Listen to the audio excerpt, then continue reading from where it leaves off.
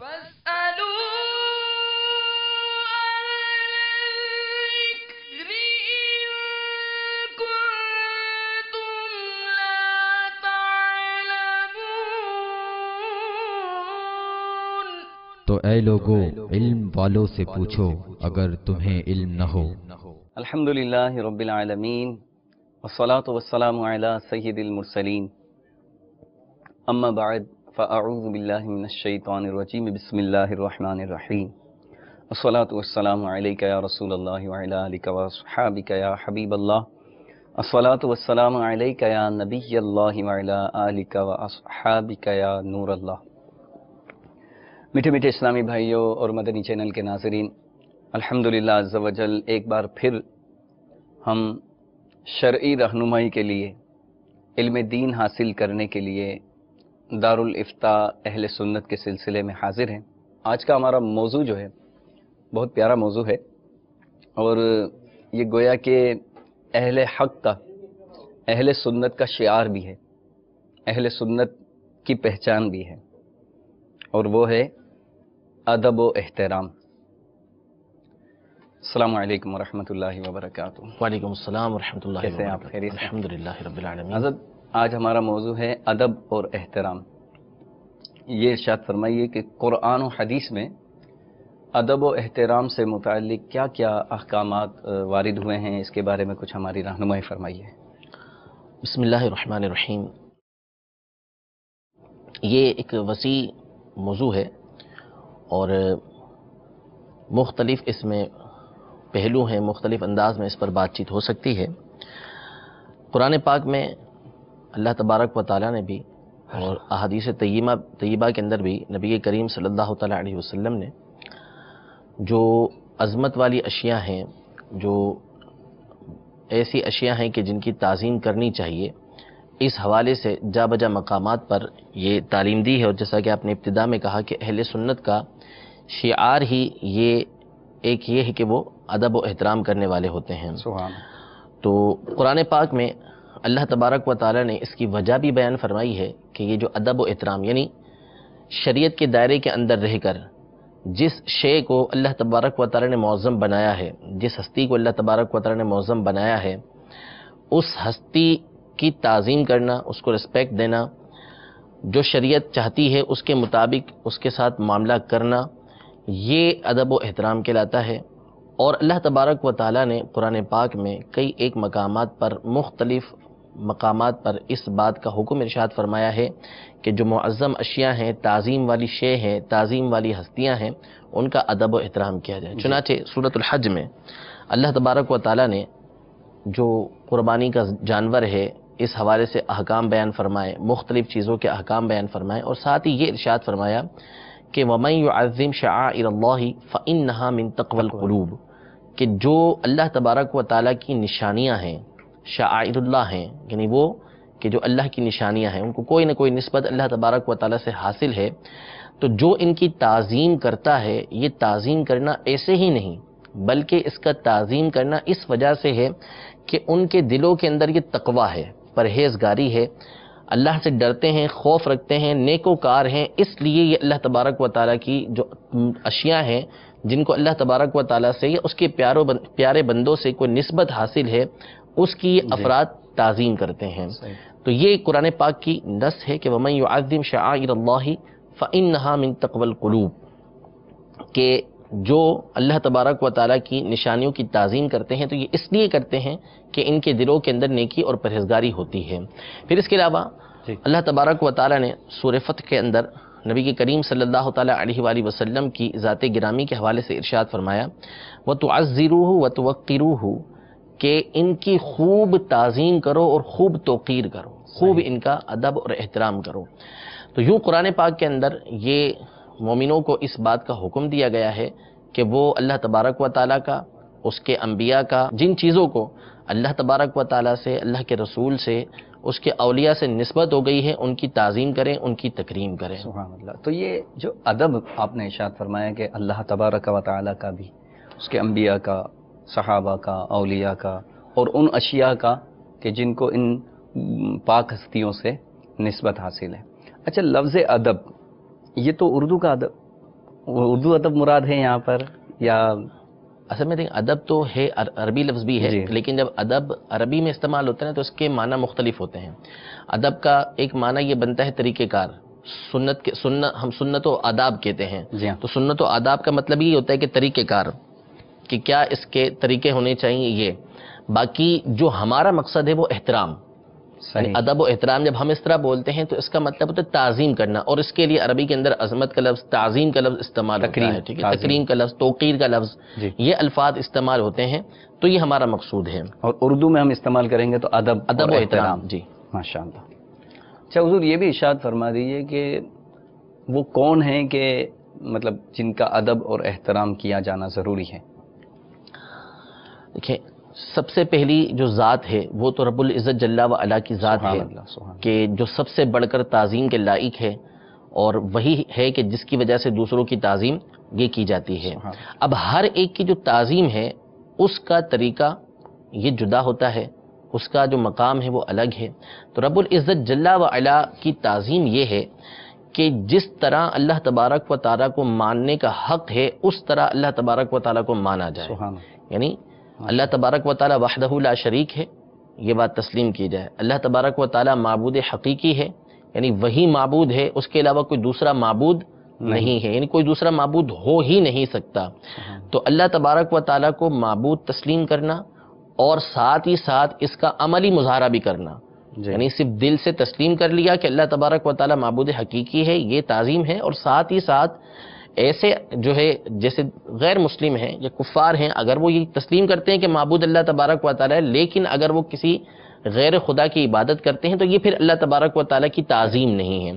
تعظیم کا مقصد ہے کہ جس طرح اللہ تبارک و تعالیٰ کو ماننے کا حق ہے ویسا مانا جائے اور اسی کے مطابق پھر عمل کیا جائے۔ ماشاء اسی طرح اللہ تبارک و تعالیٰ کی جو صفات ہیں اس کو مانا جائے، تسلیم کیا جائے، اور اللہ تبارک و تعالیٰ کو ہر عیب سے بری، اللہ تبارک و تعالیٰ ہر عیب سے پاک ہے، اس بات کو تسلیم کیا جائے۔ مثلا اللہ تبارک و تعالیٰ جھوٹ سے، اللہ تبارک و تعالیٰ کسی بھی کمی سے، نقص سے یہ پاک ہے، اس بات کو تسلیم کرنا یہ ضروری ہے۔ تو بہت ساری چیزیں ہیں جو اللہ تبارک و تعالیٰ کی، اللہ تعالیٰ کی شان میں بھی بے ادبی نہیں کرنی۔ بالکل، یعنی اللہ تبارک و تعالیٰ کی شان کے اندر بے ادبی ہوتی ہے، نعوذ باللہ من ذالک، اور ہوتی رہی ہے۔ مثال کے طور پر کہ سید اعلیٰ حضرت امام اہل سنت کا مہینہ چل رہا ہے، سبحان اللہ، ماہ رضا ہے۔ کیا بات۔ اعلیٰ حضرت امام اہل سنت کی خوبی یہ ہے کہ آپ کے اندر ہر شے کا ادب و احترام اس کے مطابق پایا جاتا ہے، یعنی جو شریعت کا تقاضا ہوتا ہے اس کے مطابق اعلیٰ حضرت امام اہل سنت رضی اللہ تعالی عنہ یہ تمام کے تمام جو اس کے لوازمات ہوتے ہیں اس کو نبھاتے ہیں۔ اب مثال کے طور پر قرآن مجید فرقان حمید میں اللہ تبارک و تعالیٰ نے اپنی شان کے حوالے سے بہت ساری باتیں بیان فرمائی ہیں۔ قرآن پاک کا ترجمہ اعلیٰ حضرت امام اہل سنت نے بھی کیا اور دیگر افراد نے بھی قرآن پاک کا یہ ترجمہ کیا۔ اب بہت سے لوگ قرآن پاک کا ترجمہ کرنا فقط یہ سمجھتے ہیں کہ ان کو عربی آ گئی یا انہوں نے کچھ پڑھ لیا تو اس بنیاد پر انہوں نے ترجمہ کر ڈالا، ٹرانسلیٹ کر ڈالا، یعنی ایک زبان سے دوسری زبان کے اندر اس کو منتقل کر دیا۔ حالانکہ یہ ایک الگ بحث ہے کہ قرآن پاک کے ترجمہ کرنے کے لیے، تفسیر کرنے کے لیے کیا کیا آنا چاہیے۔ مجھے جو یہاں پر بیان کرنا ہے، جو بات بیان کرنی ہے اللہ تبارک و تعالیٰ کے ادب و احترام کے حوالے سے، کہ اعلیٰ حضرت امام اہل سنت رضی اللہ تعالی عنہ جس وقت قرآن پاک کا ترجمہ فرماتے ہیں تو اس میں جہاں دیگر باتوں کی طرف آپ کی توجہ ہوتی ہے، دیگر معاملات کو آپ دیکھتے ہیں کہ قرآن پاک کا ترجمہ کرتے ہوئے کن کن چیزوں کا لحاظ کرنا چاہیے، اس میں بہت بڑا بنیادی عنصر جو ہے جس کو آپ سامنے رکھتے ہیں وہ یہ ہوتا ہے کہ جس ہستی کے بارے میں ترجمہ کر رہے ہیں اسی کے مطابق، اس کی شان کے مطابق اس کا ترجمہ ہونا چاہیے۔ اس کی دو مثالیں میں آپ کو دیتا ہوں، صرف بہت ساری مثالیں، صرف دو مثالیں۔ پہلی مثال، قرآن پاک کے اندر اللہ تبارک و تعالیٰ نے حضرت عیسیٰ علیہ نبینا علیہ الصلوۃ والسلام کا تذکرہ کرتے ہوئے یہ ارشاد فرمایا وَمَكَرُوا وَمَكَرَ اللَّهُ، مکر کا لفظ استعمال کیا جس کے معنی ہوتے ہیں، ہم مکر جو استعمال کرتے ہیں اس کا مطلب ہے دھوکہ دینا، یعنی عیاری کرنا، اس طرح کا انداز ہوتا ہے، بات یہ کرتے ہیں ہم۔ اب یہ الفاظ استعمال ہوئے مکروا ومکر اللہ، یعنی کفار نے مکر کیا، اور یہی لفظ اللہ تبارک و تعالی نے اپنی ذات کے لیے بھی استعمال کیا۔ اب دوسروں نے جب ترجمہ کیا تو اس کا ترجمہ یہ کر ڈالا کہ وہ مکروا و مکر اللہ، کہ کفار نے مکر کیا، اور ناؤذ باللہ انہوں نے ترجمہ ساتھ یہ کر ڈالا کہ اللہ نے بھی مکر کیا، فریب کیا۔ حالانکہ اللہ تبارک و تعالیٰ کی شان یہ ہے کہ اللہ تبارک و تعالیٰ کی شان کے اندر وہ لفظ بھی استعمال نہیں کیا جائے گا قرآن و حدیث میں جو الفاظ نہیں آئے۔ جی اللہ تبارک و تعالیٰ کی ذات کے لیے جب وہ لفظ استعمال کیا جائے گا تو اس میں ضروری ہے کہ اس لفظ کے جتنے معنی ہیں وہ سارے کے سارے ایسے ہونے چاہیے جو اللہ تبارک و تعالیٰ کی شان کے لائق ہوں۔ اگر کوئی نیا لفظ استعمال ہو رہا ہے جی اور اس میں کوئی لفظ ایسا کوئی معنی ایسا نکلتا ہے کہ جو اللہ کی شان کے لائق نہیں، تو اس کو استعمال کرنے کی شرعاً اجازت یہ نہیں ہے۔ اب یہاں پر جو مکر کا لفظ استعمال ہوا ہے اس کے بہت سارے معنی بنتے ہیں، یعنی ایک تو ہوتا ہے مکاری کرنا اور برے معنی ہے فریب دینا کسی کو، اور ایک معنی ہوتا ہے خفیہ تدبیر کرنا، یعنی جب کوئی بندہ کسی کے خلاف کچھ کرتا ہے تو تدبیر کرتا ہے کہ مجھے اس کے خلاف کیا کرنا ہے، یعنی میرا دشمن ہے تو اب میں نے اس سے بچنا کیسے ہے جی یا اپنے ساتھیوں کو اس سے بچانا کیسا ہے، اپنی حفاظت کیسے کرنی ہے، اپنے ساتھیوں کی حفاظت کیسے کرنی ہے، اس کے لیے بندہ جب پلاننگ کرتا ہے تو یہ خوبصورت لفظ ہے۔ تو اعلیٰ حضرت امام اہل سنت نے جس وقت ترجمہ فرمایا تو اس ترجمے کی خوبی یہ ہوئی کہ آپ نے فرمایا وَمَكَرُوا وَمَكَرَ اللَّهُ، کہ کفار نے تو فریب کیا، اللہ تبارک و تعالی نے ان کے خلاف خفیہ تدبیر فرمائی۔ تو یہ اعلیٰ حضرت امام اہل سنت رضی اللہ تعالی عنہ کا اللہ تبارک و تعالی کی بارگاہ میں ادب تھا۔ یہیں ایک بات نکلی ہے تو یہ بتاتا چلوں کہ جو لفظ اللہ تبارک و تعالی کی شان میں استعمال ہو رہا ہے اگر اس کے بعض معنی ایسے نکلتے ہیں کہ جو اللہ کے لیے استعمال نہیں کر سکتے۔ جی ایک بات اور پوچھنا چاہوں گا، چونکہ شان الوہیت سے متعلق آپ فرما رہے ہیں، اس میں جو بے ادبی ہوتی ہے تو اللہ تعالیٰ کے لیے ایسے الفاظ عوام میں بھی استعمال کیے جاتے ہیں، امیر علیہ سنت بھی اس طرف توجہ دلاتے رہتے ہیں، اللہ میاں کہنا۔ جی میں وہی مثال بیان کر رہا تھا، اتفاق یہی ہے کہ بات یہ نکلی نا کہ اللہ کے لیے ایسے لفظ استعمال نہیں کر سکتے کہ جس میں معنی کو دیکھا جائے تو بعض معنی اللہ کی ذات کے لائق نہیں ہیں، جیسے میاں کا لفظ ہے جی تو اس کا جو معنی ایک بنتا ہے وہ تو شوہر بنتا ہے، جی یہ اللہ کے لیے دوست نہیں ہے۔ اور بھی اس کے معنی اسی طرح مالک کے معنی نکلتے ہیں، اور ایک معنی بہت خطرناک نکلتا ہے اس کا جی کہ جو عورت کے دلال کے لیے نکلتا ہے۔ جی تو اس لیے اس طرح کا لفظ اللہ تبارک و تعالیٰ کے لیے استعمال یہ نہیں کر سکتے، اس کی اجازت کیا کہیں گے نہیں اس کی ہے۔ وجہ؟ اس کی جگہ اللہ پاک، اللہ تعالیٰ، اللہ عز و جل جو تعظیم کے کلمات ہیں وہ استعمال کیے جائیں گے۔ تو میٹھے میٹھے اسلامی بھائیوں، مدنی چینل کے ناظرین، کئی اسلامی بھائیوں کو دیکھا گیا ہے عورتیں بھی استعمال کرتی ہوں گی، تو اس میں اگر خدا را بے پرواہی ہے، لاپرواہی ہے تو اس کا خیال رکھیے، اللہ میاں کہنے سے پرہیز کیجیے۔ اللہ تبارک و تعالی ہمارا رب ہے، ہمارا خالق ہے، ہمارا مالک ہے، اس کی شان کے مطابق ایسے الفاظ استعمال کیجیے جو اس کی شان کے لائق ہیں۔ جی حضور مزید دوسری مثال، یعنی امام اہل سنت کس طرح اللہ تبارک و تعالیٰ کی ذات کو پیش نظر رکھتے ہوئے ترجمہ کرتے ہیں کہ اس کی ذات کے لیے کس طرح کے الفاظ استعمال ہونے چاہیے۔ قرآن پاک میں ہے یخادعون اللہ والذین آمنوا، کہ جو کفار ہیں، منافقین ہیں، یخادعون اللہ کو دھوکہ دیتے ہیں۔ اس کا بظاہر معنی یہ بنتا ہے اللہ کو اور ایمان والوں کو دھوکہ دیتے ہیں۔ یخادعون یہ خدعون سے نکلا ہے جس کا معنی دھوکہ دینا ہوتا ہے۔ تو جو منافقین ہیں جی وہ کرتے تھے دھوکہ دہی۔ کیا دھوکہ دہی کرتے تھے کہ کفار کے پاس جاتے تو ان سے کہتے کہ ہم تمہارے ساتھ ہیں، قالوا انا معکم انما نحن مستہزئون، کہ ہم تمہارے ساتھ ہیں، مسلمانوں کے ساتھ تو ہم صرف ٹھٹا مذاق کر رہے ہیں۔ اور جب مسلمانوں کے پاس آتے تو کہتے کہ قالوا آمنا، ہم تو ایمان لے کر آئے ہیں۔ مسلمانوں کو فتح و نصرت حاصل ہوتی، کوئی مال حاصل ہوتا تو وہ مسلمانوں کے ساتھ ہو جاتے، تو وہ دھوکہ دہی کرتے تھے مسلمانوں کے ساتھ۔ اب یہاں پہ لفظ استعمال ہوا یخادعون اللہ والذین آمنوا۔ اب اس میں بظاہر دیکھا جائے تو ترجمہ یہ بنتا ہے کہ اللہ کو دھوکہ دیتے ہیں اور ایمان والوں کو دھوکہ دیتے ہیں، جی لیکن کیا اللہ تبارک و تعالیٰ کی ذات کو دھوکہ دینا ممکن ہے؟ دھوکہ تو اس کو دیا جاتا ہے نا کہ جس کو بات معلوم نہ ہو، جو باطین کو جانتا نہ ہو۔ اللہ تبارک و تعالیٰ کی ذات تو اس سے پاک ہے۔ تو یہاں دیگر جب ترجمہ کرنے والے آئے تو ترجمہ کرتے ہوئے یہ گزر گئے کہ وہ منافقین جو ہیں وہ اللہ کو دھوکہ دیتے ہیں اور ایمان والوں کو دھوکہ دیتے ہیں، لیکن جب سیدی اعلیٰ حضرت امام اہل سنت رضی اللہ تعالی عنہ نے اس کا ترجمہ کیا تو آپ نے اس کا ترجمہ کیا کہ وہ منافقین اللہ کو دھوکہ دیا چاہتے ہیں کہ کسی طریقے سے اللہ کو دھوکہ دیں۔ اب دے نہیں سکتے، دے نہیں سکتے، دینا چاہتے ہیں، دینا چاہتے ہیں. یہ اللہ تبارک و تعالیٰ کی شان کے مطابق جو ہے وہ ترجمہ ادب کا ہے. اسی دامن طرح تھامے بہت رکھا. ساری مثالیں قرآن پاک کے ترجمے کے اندر اور دیگر معاملات کے اندر اعلیٰ حضرت امام اہل سنت کی موجود ہیں کہ جس میں اللہ تبارک و تعالیٰ کی ذات کا جو احترام ہے وہ بدرجہ اولا، وہ بہت اعلیٰ درجے کا اعلیٰ حضرت کے اندر یہ پایا جاتا ہے. تو یہ ضروری ہے کہ سب سے معظم ذات جو ہے، تعظیم کے لائق سب سے بڑھ کر جو ذات ہے وہ اللہ تبارک و تعالیٰ کی. اور جب تعظیم اللہ تبارک و تعالیٰ کی جائے گی تو چونکہ اس کو معبود سمجھ کے تعظیم کی جاتی ہے جی تو پھر اس صورت کے اندر وہ تعظیم عبادت بن جاتی ہے. اسی لیے علماء نے سجدے کی تعریف کرتے ہوئے یہ فرمایا کہ انتہائی درجے کی عاجزی جو ہے وہ اپنے مالک کے سامنے، معبود کے سامنے اختیار کرنا. سبحان اللہ. یعنی جس ہستی کے سامنے آپ نے اپنے سر کو جھکایا ہوا ہے، پیشانی زمین سے لگائی ہوئی ہے، یہ انتہا درجے کی تعظیم ہے کہ بندہ اپنی ناک جو ہمیشہ جھکا دیا، اونچی ہوتی ہے گرا دیا. وہ اللہ تبارک و تعالیٰ کے سامنے رکھ رہا ہے اور سامنے والی ذات کو جو ہے وہ رب سمجھ رہا ہے، معبود سمجھ رہا ہے. تو یہ انتہا درجے کی تعظیم ہوئی اور یہ تعظیم جو ہے وہ چونکہ سامنے والی ذات کو معبود سمجھ کے کیا ہے تو اس صورت میں یہ عبادت بن جاتی سبحان ہے. اللہ. ماشاءاللہ، بڑی پیاری آپ نے وضاحت فرمائی. اس کے بعد یعنی اللہ تبارک و تعالیٰ کی ذات پاک کے بعد اب ادب کا جو مقام ہے درجہ بدرجہ وہ کن کے لیے ہے؟ جی، اللہ تبارک و تعالیٰ کی ذات جو ہے اس کی تعظیم یہ سب سے اول ہے. یہ یاد رکھیے کہ اللہ تبارک و تعالیٰ کی تعظیم کا مطلب یہ ہے کہ اللہ تبارک و تعالیٰ نے جن باتوں کا حکم دیا ہے ان کو دل سے تسلیم کرنا. سبحان اللہ.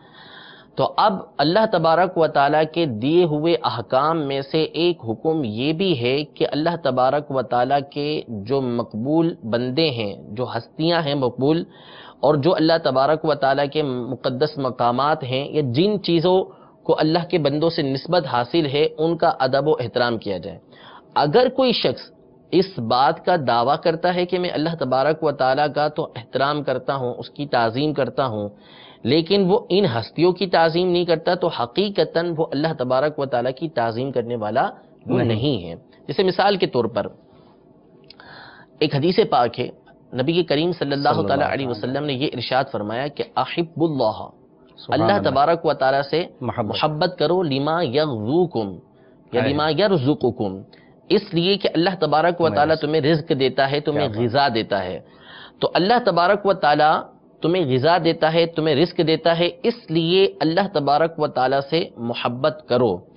پھر اس کے بعد نبی کریم صلی اللہ تعالیٰ علیہ وسلم ارشاد فرماتے ہیں وَأَحِبُّونِي لِحُبِّ اللَّهِ، کہ اللہ تبارک و تعالیٰ سے محبت کی وجہ سے مجھ سے محبت کرو. کیا بات. یعنی چونکہ اللہ تبارک و تعالیٰ اس بات کو پسند کرتا ہے کہ نبی کریم صلی اللہ تعالیٰ علیہ وسلم سے محبت کی جائے، تو اللہ سے محبت کا تقاضا یہ ہے کہ نبی کریم صلی اللہ تعالیٰ علیہ وسلم سے محبت کی جائے. پھر فرماتے ہیں نبی کریم صلی اللہ تعالیٰ علیہ وآلہ وسلم کہ وَأَحِبُّ أَهْلَ بَيْتِي لِحُبِّي، کہ میرے اہل بیت سے میری محبت کی وجہ سے محبت کرو. یعنی میری محبت کا تقاضا یہ ہے کہ اب میرے اہل بیت اطہار سے یہ محبت کرنا شروع کر دو. تو اسی طرح تعظیم کا معاملہ آ جائے گا کہ جہاں بندہ اس بات کا دعویٰ کرے گا کہ میں اللہ تبارک و تعالیٰ کی تعظیم کرنے والا ہوں، اللہ تبارک و تعالیٰ کو تمام عیب سے پاک مانتا ہوں، اللہ تبارک و تعالیٰ کے تمام احکامات کو دل سے تسلیم کرتا ہوں، تو پھر اس پر یہ لازم ہو جائے گا کہ اب اللہ تبارک و تعالیٰ کی جو مقبول ہستیاں ہیں ان کی بھی وہ تعظیم کریں. تو اللہ تبارک و تعالیٰ کے بعد سب سے جو معظم ہستی ہے جس کی تعظیم کرنا اللہ تبارک و تعالیٰ کو سب سے زیادہ محبوب ہے کہ لوگ جو ہیں ان کی تعظیم کریں، وہ نبی کریم صلی اللہ تعالیٰ علیہ وسلم کی ذات گرامی ہے. بعد از خدا بزرگ توئی. قصہ مختصر. میٹھے میٹھے اسلامی بھائیو، مدنی چینل کے ناظرین، حقیقت ہے کہ اللہ تبارک و تعالیٰ کے بعد اللہ کی مخلوق میں سب سے زیادہ معظم و مکرم اور بزرگ ہستی ہمارے آقا مدینے والے مصطفیٰ صلی اللہ تعالیٰ علیہ وآلہ وسلم ہے، اور ان کی محبت یہ اللہ تعالیٰ کی محبت کا تقاضا ہے. بڑی پیاری بات ہمارے مفتی صاحب نے فرمائی. ایک شعر بھی ہے کہ محمد کی محبت دین حق کی شرط اول ہے. محمد کی محبت دین حق کی شرط اول ہے، اسی میں ہو اگر خامی تو سب کچھ نامکمل ہے. تو اے میرے میٹھے میٹھے اسلامی بھائیو، محبت رسول کو جتنا ہو سکے اپنے اندر بڑھائیے، اپنے آل اولاد کے اندر بڑھائیے.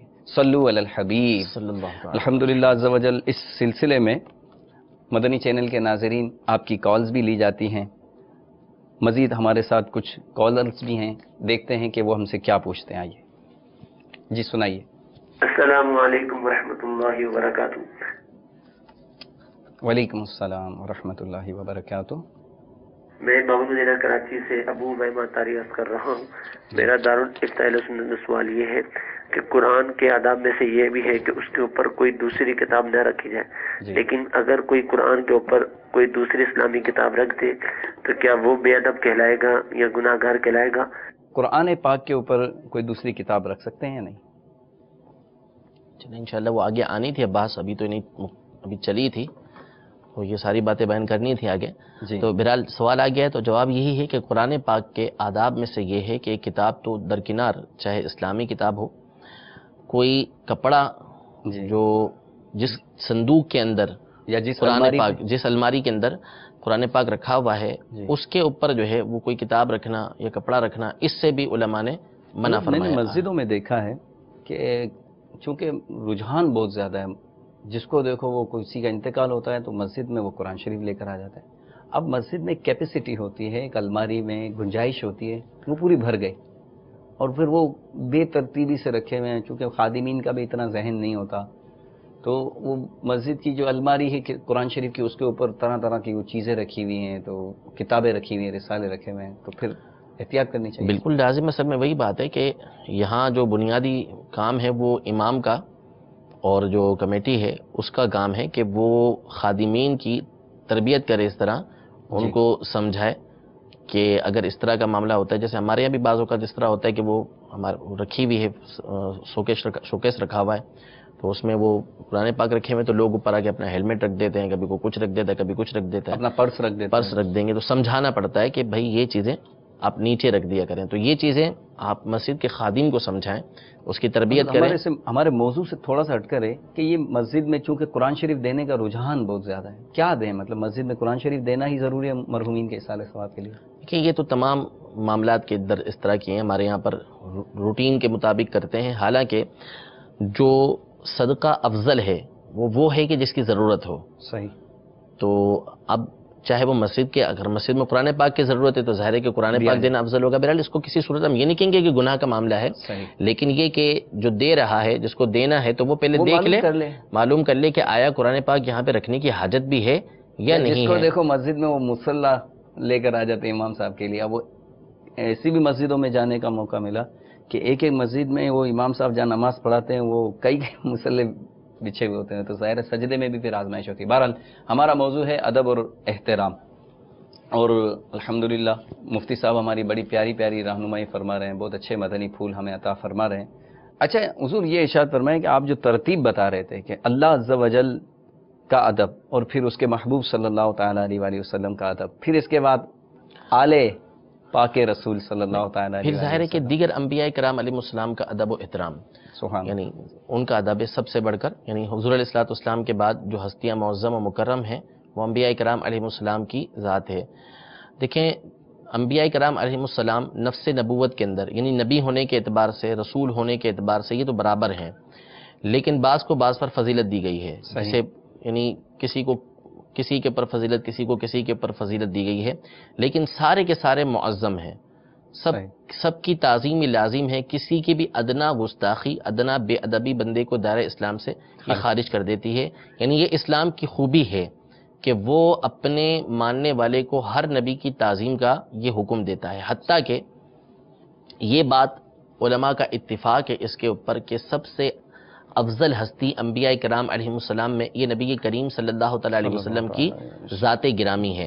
یعنی قرآن پاک میں اللہ تبارک و تعالیٰ نے سورۃ البقرہ کے اندر کئی انبیاء کرام علیہ السلام کا تذکرہ فرما کر یہ ارشاد فرمایا تلک الرسل فضلنا بعضهم علی بعض، کہ یہ رسول ہیں، ان میں سے ہم نے بعض کو بعض کے اوپر فضیلت دی ہے. پھر مختلف کا ذکر کر کے جو ہے وہ اللہ تبارک و تعالیٰ نے یہ بتایا کہ کس کو کس بنیاد پر ہم نے فضیلت دی ہے.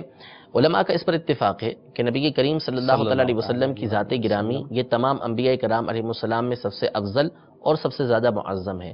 لیکن نبی کریم صلی اللہ تعالیٰ علیہ وسلم نے یہ ارشاد فرمایا کہ لا تخیروا بین الانبیاء، انبیاء کے درمیان جو ہے وہ اس طرح فضیلت کو بیان نہ کرو، لیکن خود بعض مقامات پر نبی کریم صلی اللہ تعالیٰ علیہ وسلم نے اپنی فضیلت کو بیان کیا کہ صحابہ کرام علیہم رضوان جو ہے وہ مختلف انبیاء کی فضیلت بیان کر رہے تھے.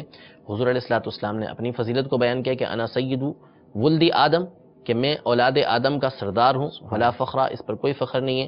قیامت کے دن میرے جھنڈے کے تحت جو ہے وہ آدم اور اولاد آدم ہوگی، تمام لوگ میرے جھنڈے کے نیچے ہوں گے. ولا فخرا، اس پر فخر نہیں ہے. میں ہی سب سے پہلے جنت کا دروازہ کھٹکھٹاؤں گا، میں ہی سب سے پہلے جنت کے اندر داخل ہوں گا. اپنی فضیلت بیان کی.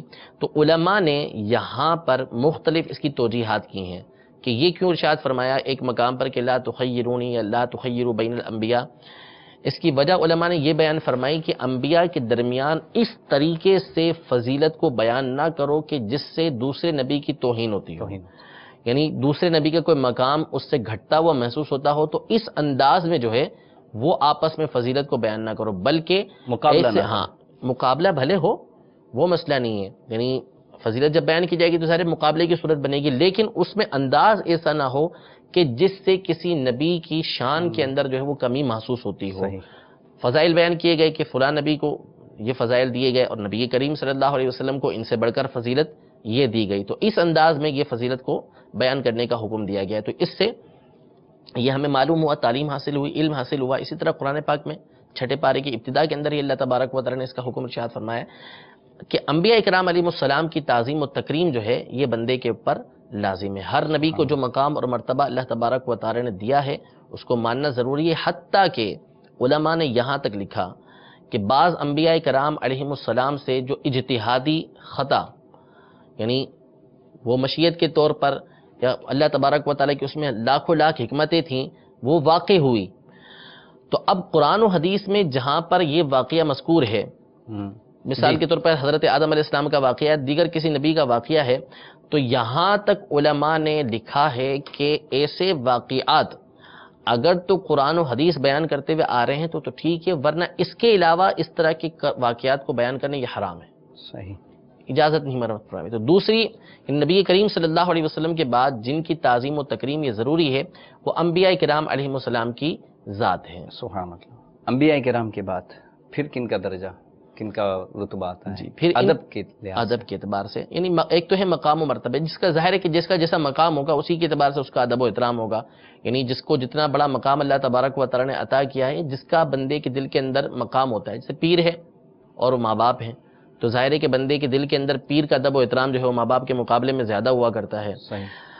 اللہ تبارک و تعالی نے جس کو فضیلت زیادہ عطا فرمائی ہے تو پھر ان کا ادب و احترام کرنا جو ہے وہ دوسروں کے مقابلے میں زیادہ ہوگا. انبیاء کرام علیہ السلام کے بعد جن کو مقام اور مرتبہ عطا کیا گیا ہے وہ فرشتے ہیں کہ جن کو اللہ تبارک و تعالی نے رسول بنایا ہے. سبحان اللہ. چار مکرم فرشتے اور عرش اٹھانے والے فرشتے، یہ وہ ہیں کہ جو دیگر اولیاء سے افضل ہیں، لہذا ان کی تعظیم و تکریم کرنا یہ ضروری ہے. اچھا، پیچھے ہم انبیاء کرام علیہ السلام کا تذکرہ کر کے آئے جی. تو انبیاء کرام علیہ السلام کا جو ادب و احترام ہے اس کا معنی بھی یہی ہے کہ جو مقام اور مرتبہ اللہ تبارک و تعالی نے ان کو عطا فرمایا ہے اس کو تسلیم کرنا، جی. اور جو باتیں وہ اپنے رب عز و جل کی طرف سے لے کر آئے ہیں ان کی تصدیق کرنا، یعنی ان کو اس میں سچا ماننا اور ان کو جھٹلانا نہیں، ان کی بات پر اعتراض نہ کرنا، یہ ادب و احترام ہے انبیاء کرام علیہ السلام کا. اچھا حضور، یہ ارشاد فرمایا ماشاءاللہ آپ نے ادب سے متعلق اس کی درجہ بندی بھی بیان فرمائی. ادب کس انداز میں کیا جائے؟ کیا مطلب ہمارے اسلاف، ہمارے صحابہ کرام کے طرز عمل سے کچھ ایسا کچھ مثال یا کچھ بیان فرمائیے کہ ہمیں مطلب ایک مثال بھی ہمارے لیے ہو. دیکھیے یہ بہت وسیع موضوع ہے، اگر وقت ہے تو میں پھر اس پہ بیان کرنا شروع کروں، ورنہ پھر اگلے اس پر چھوڑوں اس کو. ہے تو اصل میں دیکھیں یہ ایک بیماری ہے بہت سے لوگوں کو کہ وہ یہ کہتے ہیں کہ ادب اور احترام اسی انداز میں کیا جائے گا کہ جو صحابہ کرام علیہم رضوان سے ثابت ہو. مثال کے طور پر ایک مثال میں آپ کو پیش کروں کہ آپ اگر الٹے چلیں، جی، مثال کے طور پر جالی مبارکہ کو آپ پیش نہیں کرتے، آپ الٹے چلتے ہوئے وہاں سے باہر نکلیں، یا آپ کعبۃ اللہ شریف کی تعظیم کرتے ہوئے الٹے چلتے ہوئے جا رہے ہیں، تو بعض لوگ جو ہے وہ آپ پر اعتراض کریں گے کہ یہ الٹا چلنا جو ہے یہ کس صحابی نے چلا، کس نے حضور علیہ الصلوۃ والسلام کی اس طرح تعظیم کی ہے. تو پہلی بات یہ ہے کہ دیکھیں، اول تو یہ ثابت کریں کہ کیا اس طرح چلنا جو ہے اس سے شریعت نے منع کیا ہے، اس طرح چلنے سے حضور علیہ الصلوۃ والسلام کی تعظیم ہو رہی ہے یا نعوذ باللہ توہین ہو رہی ہے. اگر اس طرح چلنے کو تعظیم میں شمار کیا جا سکتا ہے تو